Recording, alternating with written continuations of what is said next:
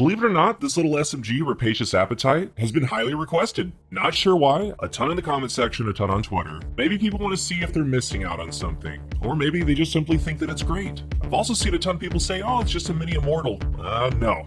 It is not. This thing was power crept the moment you laid eyes on it. It has the inherent bad qualities of the aggressive frame. You have to climb yourself out. So like Immortal doesn't have to do that. So I want to do a fairly quick one today. We're just going to go straight through it. There's no need to try to transform this thing and turn it into something that it's not. Because I see 5 playstyles with this that can and do work. It starts with 6 stability. I mean, if you want to call it a mini cold front, we could do that if you want. And the other base stats align with the aggressive frame SMG. It's Stasis, has the Hunger Origin trait, better handling, stability, and reload when no abilities are fully charged. Honestly, pound for pound, one of the best buffs from an Origin trait, but it's got a great cost, something that I personally don't like. So for the first roll, for Strand Hunter in the Crucible, well-rounded target lock. Now well-rounded, at ×2, plus 20 stability, plus 20 range, plus 20 handling, 15 seconds. You can easily do that with Double Grapple Hunter. And for the craft, I have mine set up stability masterwork because it starts with 6. Hammer Forge rifling, ricochet rounds, so that gets it to 58 range, 26 stability.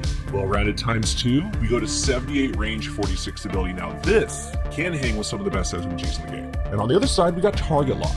This thing will perform, well-rounded ×2. And target lock has been a weird pick. It feels like a storm's coming for it. It's very popular and might get changed. We're gonna have to see. But specific to Strand Hunter, this is a good SMG. On to roll number 2. We trade out well-rounded for perpetual motion. This is 20 stability after moving for those 10 seconds. Again, helps out a ton. It starts out at 6. This is going to be the default roll for a lot of you if you do craft it, because you grab every inch that you can out of this thing for stability, for damage, all of it, pushing everything out a little bit. And again, it can hang, sure, but it really doesn't have the sauce and the juice that the more well-known aggressive SMGs have. So for me and a lot of you, it's not replacing Immortal. It's never going to do that. But if you don't have one, this can work.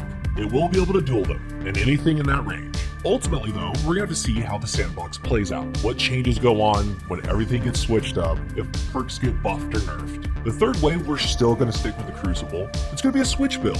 The switch SMG. The goal is use other weapons, like a sniper rifle or whatnot, get kills with that, switch to it. It works well because we have Harmony or Cascade Point. And I went with Cascade Point for a double Cascade Point build. This is where I went. This is where this SMG roll is going to stay, because in this slot, we do have some switch style weapons, but as an aggressive, especially Cascade in that slot, I find value, and it's going to be Perpetual Motion Cascade Point. On to the fourth way, which we're starting to get into PvE, obviously Stasis, but my issue with it, there is another really good Stasis aggressive, Blood Feud. So now we're at a point it's going to depend on what you have, because for the Stasis build, you would go with Headstone, and in the third column, honestly Encore. You get the most range and stability, make this thing feel a little bit better. You're going to be mowing through ads, it works out. But I really like Ambitious Assassin on Blood Feud with Headstone or a damage perk. SMGs do very well in PvE, Ambitious Assassin gets that mag up there, and overall there are a ton of Stasis weapons now that can do a Headstone build. It's going to be an option if you want it. Now the final way is damage. It's going to be there, 3 rounds, one for all, Frenzy, target lock.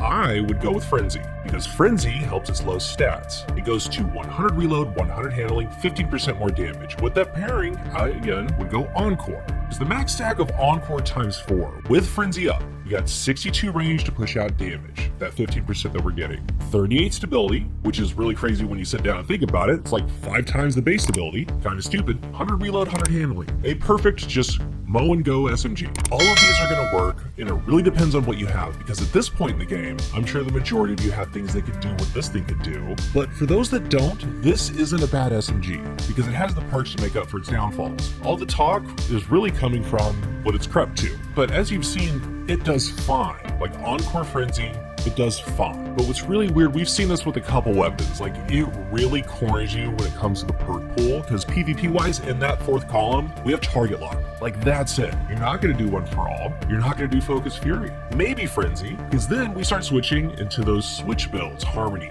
Cascade Point. Same deal for PvE. It pushes you to Headstone because it's a stasis weapon, or those tried and true perks, Frenzy, one for all. So when I say that I see 5 ways to play, I think those are the main ones. And sometimes when I do reviews, what I try to do, I need to show you what's going on, but I also need to be real with you. I need to be a realist about it. Like for me, the only thing I'm interested in is Cascade Point. Really? Compare with another Cascade Point weapon for the Crucible, because what this thing can do in PvE, I have better SMGs. For a straight dueling SMG in the Crucible, I have better SMGs. But we all need to remember, a lot of the good weapons in the game, like Immortal, they are RNG. And believe it or not, there is a case that you could get a really poorly rolled Immortal, and this little thing is going to outdo it. Crazy as that sounds, but it can, because you can craft it. I think for most, this is going to be a dud, but it can shine in the ways that I went over. If you're new here, remember to hit the subscribe button, and if you are subscribed, thank you so much for your support. Let's talk about Rapacious Appetite down below. What are your thoughts? How's it stacking up to other SMGs that you have? Thank you for watching, and until the next one,